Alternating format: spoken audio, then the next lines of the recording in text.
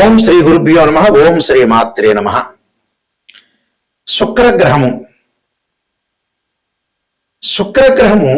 August 2వ తారీఖు నుంచి శుక్రుడు కన్యా రాశిలో సెప్టెంబర్ 1వ తారీఖు వరకు రమారమి దాదాపుగా 30 రోజుల పాటు ఉంటాడు. ఈ శుక్రుడు కన్యా రాశి అనేది మన జ్యోతిష్ శాస్త్రం ప్రకారంగా శుక్రుడు నీచ స్థానంలో ఉన్నట్టు అర్థం. శుక్రుడికి సహజంగా వృషభము తులారాశులు స్వక్షేత్రాలైతే, అలానే ఉచ్చ స్థానం అనేది మీనరాశి, దానికి సప్తమంలో ఆపోజిట్లో ఉన్నది నీచ రాశి అని అర్థం. అంటే నీచ స్థానం కన్యారాశిలో నీచ స్థానంలో శుక్రుడు ఉన్నట్టు. ఈ శుక్రుడు వివాహానికి సంబంధించిన కారకుడు. సుఖాన్ని, భోగాన్ని, సౌఖ్యాన్ని, లగ్జరీని, వాహనాన్ని, బంగారు నగల్ని, దుస్తుల్ని, కాస్మెటిక్స్ కానీ, అందంగా ఉండటం కానీ, బ్యూటీగా ఉండటం కానీ, క్యూట్గా ఉండటం కానీ, వీటన్నిటి కూడా కారణమయ్యేవాడు ప్లానెట్ ఏంటంటే వీనస్ ప్లానెట్. శుక్రగ్రహము సప్తమ భావకారకుడు అంటారు జ్యోతిష్యంలో. శుక్రగ్రహం బాగుంటేనే మ్యారేజ్ లైఫ్ అనేది అనుకూలంగా ఉంటుందని, కొంతవరకు ఒక 30-40% సపోర్ట్గా ఫైనాన్షియల్ పరంగా ఉండే డెవలప్మెంట్స్ కానీ, ఇలాంటి వాటిలన్నిటికీ కూడా శుక్రుడు కారణమవుతాడు. మరి ఇప్పుడు చెప్పే ఫలితాలు ఏంటంటే గోచార రీత్యా చెప్పే ఫలితాలు అంటారు. గోచార పరంగా ఎవరి రాశి దగ్గర నుంచి అయినా సరే వాళ్ళు ఎలా చూసుకోవాలి, వాళ్ళ రాశి దగ్గర నుంచి 1, 2, 4, 5, 8, 9, 11 స్థానాల్లో ఉంటే శుక్రుడు మంచి ఫలితాన్ని ఇస్తాడు. అంటే వివాహ సంబంధాలు కానీ, లవ్ అట్రాక్షన్ కానీ, ప్రేమికులు కానీ, ప్రేమించటం కానీ, అలానే వివాహ సంబంధాలు, సంతానము, డబ్బు అన్ని రకాలుగా అనుకూలంగా ఉండాలంటే శుక్రగ్రహం అనేది మన జాతకంలో అనుకూలంగా ఉండాలి. అలాగే గోచారరీత్యా కూడా 20% గోచారం 20% సపోర్ట్గా ఉన్నా కూడా మన జాతక పరంగా శుక్రగ్రహాన్ని చూడాలి. అంటే ఈ గోచారం అంతా కూడా ఉద్యోగము, వ్యాపారము, సంతానము, డబ్బు, ఈ నెల రోజుల పాటు ఎలాంటి నిర్ణయాలు తీసుకోవాలి, ఎలాంటి విషయాలు తీసుకోవాలి, ఎలాంటి మనం ఖచ్చితమైన నిర్ణయాలు తీసుకోవాలి, ఎలాంటి తప్పుడు నిర్ణయాలు తీసుకోకూడదు అని చాలా జాగ్రత్తగా అనుసరించేదే గోచారం. నిర్ణయం అనేది కరెక్ట్గా ఉండాలి. మన 6th సెన్స్ చెప్తున్నట్టుగా నిర్ణయం అనేది కరెక్ట్గా ఉంటే లైఫ్లో మనం ఖచ్చితంగా ముందుకు వెళ్ళొచ్చు. అంటే ఈ నెల రోజుల పాటు ఎలాంటి నిర్ణయాలు, మంచి చెడుల యొక్క నిర్ణయాలు నిర్ణయించేదే గోచారం అంటారు. This is the transit system. దానికి ఎలాంటి పరిహారాలు చేసుకోవాలి, ముందుకు వెళ్ళాలి. అలానే ద్వాదశ రాశుల వాళ్ళందరికీ కూడా శుక్రగ్రహం అనేది ఎలాంటి ఫలితం ఇవ్వబోతుంది ఈ నెల రోజుల్లో మనం తప్పకుండా నిజాన్ని తెలుసుకోవాలి. మిథున రాశి వారికి శుక్రగ్రహం యొక్క బలం ఏ విధంగా ఉందో తెలుసుకుందాం. మిథున రాశి వారికి ఇక్కడ వ్యయాధిపతి, పంచమాధిపతి అయిన శుక్రుడు చతుర్థ స్థానంలో ఉండటం వల్ల అన్ని ప్రయోజనాలు కలిగే అవకాశాలు బాగా ఎక్కువ ఉంటాయి. భార్య పుత్రులతోటి, బంధువులతోటి, విద్య, ధనము విషయంలో కొంత సంప్రదింపులు చేస్తారు. భార్యాభర్తల మధ్యలో దాంపత్య జీవితం బాగా పెరగటం, అలానే బంధుమిత్రులతోటి మీదే పైచేయిగా ఉండటం, బంధుమిత్రులతో కలవటం ఒకటి, మంచి ఆలోచనలు, మంచి ప్రవర్తన, క్రయ విక్రయాలు జరగటం ఒకటి, వివాహ శుభ కార్యక్రమాలు జరిగే అవకాశాలు ఎక్కువ ఉండటం, మంచి సుసంపన్నమైన కుటుంబం నుంచి అమ్మాయి కానీ అబ్బాయి కానీ రావటం ఒకటి, అలానే విదేశాలకు వెళ్ళటం ఒకటి, కంపెనీలు కూడా విదేశాలకు వెళ్తారు. ఫ్యాన్సీ వస్తువులు, బంగారు ఆభరణాలు, అలంకార వస్తువులు, గృహ ఉపకరణ వస్తువులు కూడా కొనుగోలు చేసే అవకాశాలు ఎక్కువగా ఉంటాయి. అంటే గతంలో ఉండే శత్రువులు కాస్త మిత్రులుగా మారిపోవటం, తల్లి యొక్క ఆరోగ్యం అనేది కొంత మెరుగు కావటం, అలానే విద్యా విషయంలో అనుకూలంగా ఉండటం, విద్యార్థులకు చాలా అనుకూలంగా ఉండే అవకాశాలు ఎక్కువగా ఉంటాయి. కాబట్టి చతుర్థ స్థానంలో శుక్రగ్రహం వల్ల మిథున రాశి వారికి అన్నీ మేలు జరుగుతాయి. అంటే బ్యాంకు రుణాలు వస్తాయి, ఫైనాన్షియల్ పరంగా ఉండే డెవలప్మెంట్స్ ఎక్కువగా ఉంటాయి, మ్యూచువల్ అండర్స్టాండింగ్ కూడా ఎక్కువగా ఉండే అవకాశాలు ఎక్కువ ఉంటాయి. అంటే మొండి బాకీలు వసూలు అవుతాయి, రుణాలు కూడా వచ్చే అవకాశాలు ఎక్కువ ఉంటాయి. మనం గతంలో ఎవరికైతే డబ్బు ఇస్తామో ఆ డబ్బులు వచ్చే అవకాశం ఎక్కువగా ఉంటుంది. సుఖాన్ని, సౌఖ్యాన్ని అనుభవించే అవకాశాలు ఎక్కువగా ఉంటాయి. మానసికంగా ఆందోళన తగ్గుతుంది, ఆరోగ్యపరంగా ఇబ్బందులు తగ్గే అవకాశాలు ఉంటాయి. అంటే గతం కంటే కూడా ఆరోగ్యపరంగా ఇప్పుడు మెరుగైన ఫలితాలు వచ్చే అవకాశాలు ఖచ్చితంగా ఉంటాయి. కాబట్టి అన్నీ కూడా అనుకూలంగా ఉంటాయి. అయితే మీరు చేయాల్సిన పరిహారాలు ఏమిటి అని అంటే, బొబ్బర్లతో చేసిన ఏదైనా వంటకాన్ని మనం ఇంట్లో తయారు చేసుకొని చక్కగా మడితోటి తయారు చేసుకొని శుభ్రంగా వెళ్ళి దేవాలయంలో అర్చకులకు ఇవ్వాలి. అంటే బొబ్బర్లు అంటారు, కొన్ని చోట్ల అలచందలు అంటారు. ఈ అలచందల్ని అంటే వాస్తవంగా ఏంటంటే సంస్కృతంలో రాజమాష ధాన్యం అంటారు సంస్కృతంలో. అయితే ఈ ధాన్యాన్ని తీసుకుని గుగ్గిళ్ళలాగా ఏదన్నా ఒక ప్రసాద రూపంలో తయారు చేసి దేవాలయంలో, శివాలయమైనా, వైష్ణవాలయమైనా, అమ్మవారి ఆలయమైనా, గణపతి ఆలయమైనా, సుబ్రహ్మణ్య స్వామి అయినా సరే ఏదైనా దేవాలయంలో ఇచ్చి ప్రధాన అర్చకులకు ఇచ్చి అందరికీ కూడా వితరణ చేయమని చెప్పాలి.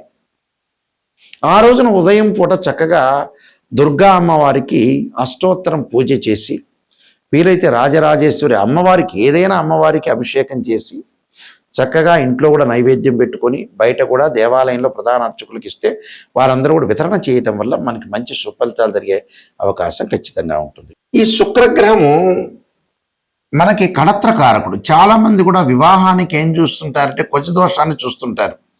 నిజంగా ఏమిటంటే కుజదోషం కాదు. నిజాన్ని తెలుసుకోవాలని మన ప్రేక్షకులందరికీ కూడా ఒక అవగాహన రావాలన్న ఉద్దేశం ఇంటెండ్. వీనస్ ప్లానెట్ ఏంటంటే సప్తమ భావ కారకుడు, అంటే 7th లార్డ్కి సంబంధించిన కారకుడు శుక్రుడు. శుక్రగ్రహం అనేది అనుకూలంగా ఉంటేనే మనకు మ్యారేజ్ లైఫ్ అనేది కరెక్ట్గా ఉండటం, మ్యూచువల్ అండర్స్టాండింగు, డిస్ప్యూట్స్ లేకుండా ఉండటం, వైఫ్ అండ్ హస్బెండ్ రిలేషన్లో చాలా అనుకూలంగా ఒక పాజిటివ్ ఉండాల్సిన అవసరం ఉంటున్న గ్రహం ఏంటంటే శుక్రుడు. శుక్రుడు ఎప్పుడూ కూడా జన్మజాతకం వేరు, బర్త్ చార్ట్ వేరు, గోచారం వేరు. గోచారంలో ఉండే కండిషన్స్ వేరుగా ఉంటాయి చూడటంలో, రిజల్ట్స్ చూడటంలో. బర్త్ చార్ట్కి సంబంధించిన రిజల్ట్ వేరుగా ఉంటాయి. కన్ఫ్యూజ్ పడద్దండి. గోచార పరంగా మీరు ఎలా చూసుకోవాలనేది నేను మొట్టమొదటి చెప్పా. ఇప్పుడు బర్త్ చార్ట్ అంటే నాటల్ చార్ట్లో నేను చెబుతున్నాను. ఈ నాటల్ చార్ట్లో ఏమిటి అని అంటే, ఎవరి జాతకాన్నైనా మనం వివాహం అవుతుందా కాదా, వివాహపరంగా డిఫరెన్స్ ఆఫ్ ఒపీనియన్స్ ఎందుకు వస్తాయి, మ్యూచువల్ అండర్స్టాండింగ్ అనేది లేకపోవటం ఏంటి, పెళ్లి అనేది ఎందుకు ఆలస్యం అవుతుంది, ఆలస్యం తర్వాత కూడా విడాకులు ఎందుకు జరుగుతాయి, వివాహం జరగకపోవటానికి కారణం ఏంటి అంటే, పేరెంట్స్ అందరూ కూడా గుర్తుపెట్టుకోవాల్సింది ఏంటంటే, చాలామంది కూడా 40 ఏళ్ల వరకు 50 ఏళ్ల వరకు పిల్లల యొక్క పెళ్ళిళ్ళు చేయకుండా డబ్బులు ఏదో ఖర్చు అవుతున్నాయని మ్యారేజ్ బ్యూరోలో కానీ ఆస్ట్రాలజర్ని అప్రోచ్ కాకుండా ఇలాంటివన్నీ చేస్తుంటారు. డబ్బులు ఖర్చు అయ్యే అవకాశం అందరికీ ఉంటుంది. ఒకవేళ వాడు ఏమన్నా మ్యారేజ్ బ్యూరోలో ఖర్చు పెట్టలేదా, ఆస్ట్రాలజర్ని కరెక్ట్ అప్రోచ్ కాలేదా, ఏమైనా ఆస్ట్రాలజర్ ఎక్కువ అడుగుతున్నాడా అనే ఉద్దేశంతో కూడా కొంతమంది ఆపుకుంటారు. ఇక్కడ జీవితంలో మనం ఎంత సంపాదించినా పిల్లల యొక్క పెళ్ళిళ్ళు కాకపోతే మనం సంపాదించిన డబ్బు వృధా అని అర్థం. అంటే దానికి అర్థము పరమార్థం లేనట్టు అర్థం. డిలే చేయకూడదు. వాళ్ళు ప్రేమ పెళ్ళిళ్ళైనా, మామూలు పెద్దలు వదిలించిన పెళ్ళిళ్ళైనా పెళ్ళి అనేది చాలా ఇంపార్టెంట్. అంటే తల్లిదండ్రులు సంపాదించిన డబ్బు ఎందుకు ఎవరు అనుభవించాలి అంటే పిల్లలే అనుభవించాలి. పిల్లలకి మళ్ళీ పిల్లలు లేకపోతే మనం డబ్బు సంపాదించినా కష్టపడినా వేస్ట్. అంటే ఏ కృష్ణా నదిలోనో, గోదావరి నదిలోనో, మూసీ నదిలో వేయటం మంచిది. అంటే పిల్లలు బాగుంటేనే పేరెంట్స్ బాగుంటారు. దానికి కారణం ఏంటి? శుక్రగ్రహం. శుక్రుడు బ్రహ్మాండంగా పిల్లల జాతకంలో బాగున్నట్టే వెల్ అండ్ గుడ్, మ్యారేజ్ అయిపోతుంది, వాళ్ళకి మళ్ళీ మనవాళ్ళు, మీకు మనవాళ్ళు పుడతారు, అలానే పిల్లలు, వాళ్ళ కొడుకులు, అలాగా కంటిన్యూటీ ప్రాసెస్ అనేది ఒకటి ఉంటుంది. శుక్రుడు ఎప్పుడూ కూడా జన్మలగ్నం నుంచి అనుసరించి 6, 8, 12 స్థానాల్లో ఉండకూడదు. Formula number 1. ఫార్ములా నెంబర్ 2, శుక్రుడు అశ్విని, మఖ, మూలా నక్షత్రాల్లో ఉండకూడదు. ఆరుద్ర, స్వాతి, శతభిష నక్షత్రంలో ఉండకూడదు. అలానే మృగశిర, చిత్త, ధనిష్ట నక్షత్రంలో ఉండకూడదు. అలానే పుష్యమి, అనురాధ, ఉత్తరాభాద్ర నక్షత్రంలో ఉండకూడదు. ఇది ఫార్ములా నెంబర్ 2. ఫార్ములా నెంబర్ 3 ఏమిటంటే, శుక్రుడు పాపగ్రహాలతో కంజంక్షన్ కాకూడదు. శుక్రుడు రాహుతో కానీ, కేతువుతో కానీ, శనితో కానీ, కుజుడితో కానీ కంజంక్షన్ కాకుండా ఉండటం మంచిది. ఇది ఫార్ములా నెంబర్ 3. 4 ఏంటి అంటే, శుక్రుడు రవితోటి కంజంక్షన్ కాకుండా 6, 8, 12 స్థానాల్లో ఉండకూడదు.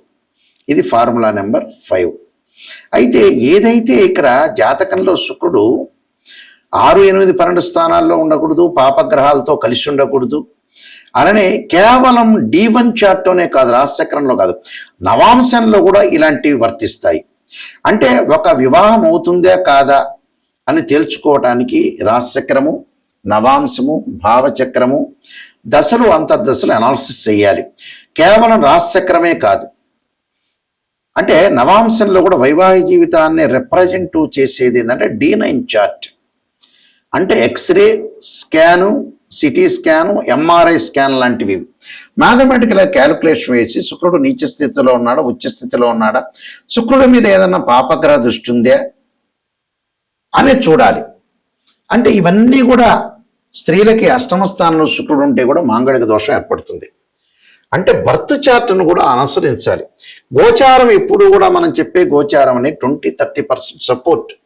అంటే ఈ నెలలో ఎలాంటి నిర్ణయాలు తీసుకోవాలి, భార్యాభర్తల యొక్క సమస్యలు, వివాహాలు, ఉద్యోగ ప్రయత్నాలు, సంతానం, ఇలాంటివి ఎలాంటి జాగ్రత్తలను అనుసరించాలని జాగ్రత్తగా జీవితాన్ని ముందుకెళ్ళాలి.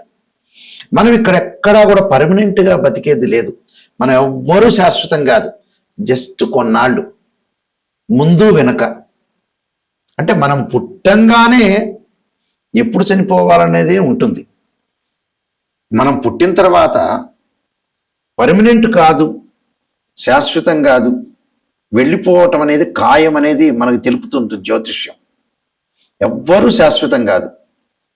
పుట్టంగానే ఒక డేట్ ఫిక్స్ అయి ఉంటుంది, కానీ ఆ డేట్ అనేది కరెక్ట్గా ఆస్ట్రాలజీ పరంగానే తెలుస్తుంది.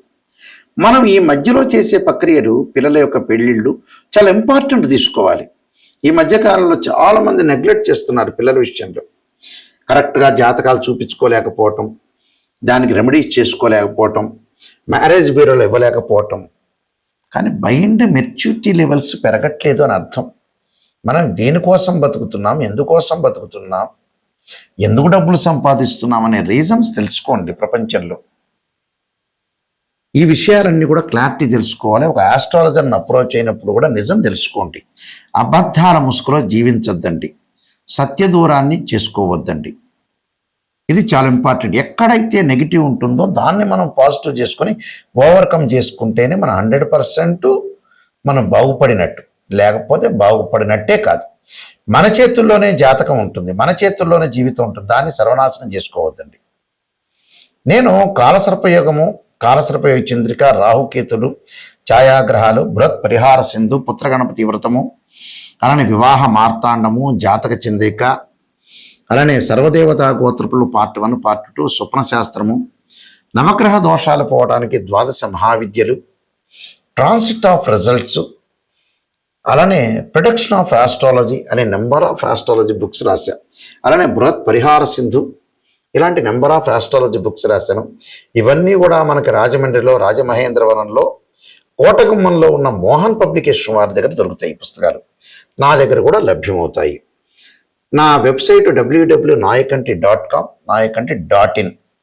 నా నెంబర్ స్క్రీన్ మీద స్క్రోలింగ్ అవుతుంది. మేము వంశపారంపర్యంగా చెప్పే వ్యక్తులం.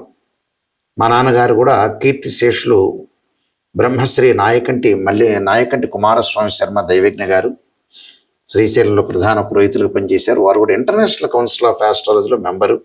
మా ఫాదర్ కూడా మా గ్రాండ్ ఫాదర్ సుబ్బయ్య శాస్త్రి గారు. ఇలా మేము వంశపారంపర్యంగా చెప్పేవాళ్ళు. నిజం తెలుసుకుంటే నా ద్వారా ఎంతమంది బాగుపడతారు అనేది నా ఉద్దేశం అండి.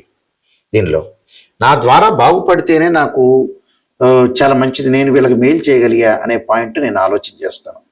తప్పకుండా నిజాన్ని తెలుసుకునే వాళ్ళు నిజం తెలుసుకోవాలి. నాయకంటి మల్లికార్జున శర్మ గారి ద్వారా బాగుపడాలి. వాళ్ళు వంశపారంపర్యంగా చెప్పే వ్యక్తులు. ఎందుకంటే చాలామంది మినిస్టర్స్ కానీ, ముఖ్యమంత్రులకు కానీ మా పేర్లు తెలుసు. ఆల్రెడీ వాళ్ళ యొక్క వివాహాలకు సంబంధించినవన్నీ కూడా మా నాన్నగారు చేశారు. అందువల్ల మీరు క్లారిటీగా తెలుసుకొని, నిజాన్ని తెలుసుకొని ముందుకెళ్ళండి. స్క్రీన్ మీద స్క్రోలింగ్ అవుతున్న నెంబర్ ఉంది, ఆ నెంబర్కి నా నెంబర్ దగ్గరికే వస్తుంది. అలానే మీ అందరికీ కూడా శ్రీ పరమేశ్వరి యొక్క దేవత కరుణాకటాక్షం ఉండాలని ఆశిస్తూ సర్వే జన సుఖినో భవంతు.